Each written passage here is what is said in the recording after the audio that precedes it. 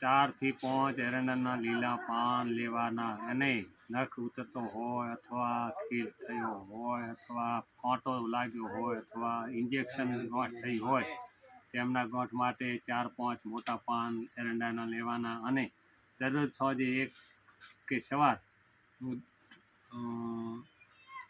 ઉપર રાખી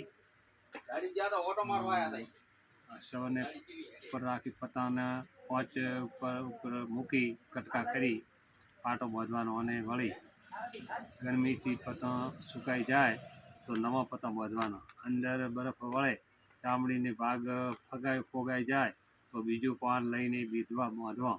ખીલ થયો હોય તો પાકવા માટે 4-5 દિવસ એરંડાના પાનના ટુકડા કરીને અથવા વાટીને ખીલ ઉપર ચોપડવાનો. વચ્ચે તેનો થોડો જગ્યા રાખવાની. તો 4-5 દિવસ બાંધી રાખશું તો ખીલ પાકીને અંદરથી રસી નીકળી જશે. છતાં ખીલને ઠંડક રહેશે, બળશે નહીં. ઇન્જેક્શન પાક્યું હોય, અંદર ગાંઠ થઈ હોય તો 5 દિવસ 10 દિવસ પાટા સદાય 1 દિવસ પાટા બદલવાનો. અંદરથી રસી થઈ છે નીકળી જશે. વજ્ય બળતરા નહીં થાય, ઠંડક આપશે. વળી કોઈ સોય બીજી સાથોળમાં કે ગમે ત્યાં આખી પેસી જાય અથવા ભાગી જાય તો ચામડીમાં ઉપર 4-5 એરંડાના પતંગ લેવાની ઉપર આંખો બાંધી દેવાના. વળી બીજે દિવસે બીજા બાંધવાના. ગમે તે દાંતરડો કે ગમે તે લાગ્યું હોય તો પણ એરંડાના પાન બહુ ઉપયોગી છે અને ગમે તે જગ્યાએ રસી થઈ કે ખાડો પડ્યો હોય તો પણ.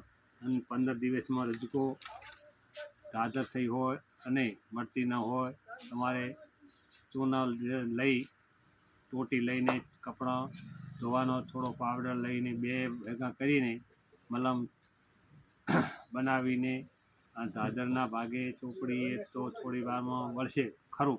પણ થવાનું એવી રીતે 4-5 દિવસ દાડામાં 2 વખત 3 વખત લગાવશો તો ગાજર પણ જડ મૂળથી મટી જશે. વળી તમે બળ્યા હો અને ખૂબ બળતરા થતી હોય તો તમારા આકડાના દૂધ પાંદડો તોડીને ગાળી ભાગીને કે દૂધ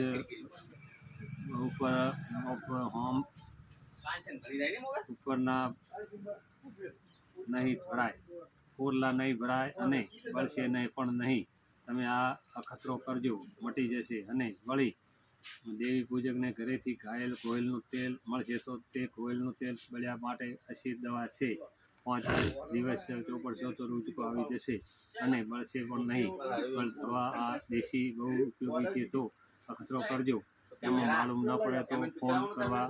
વિગત: બહાર ગમે તે લાગ્યું બળ્યો કે ખીલ હોય દરેક માટે એરંડાનો સારો છે. દીક્ષચંદ સુવાજી, રાજપૂત, મોલવી, નવા, તાલુકો દીવ, જિલ્લો બનાસકાંઠા.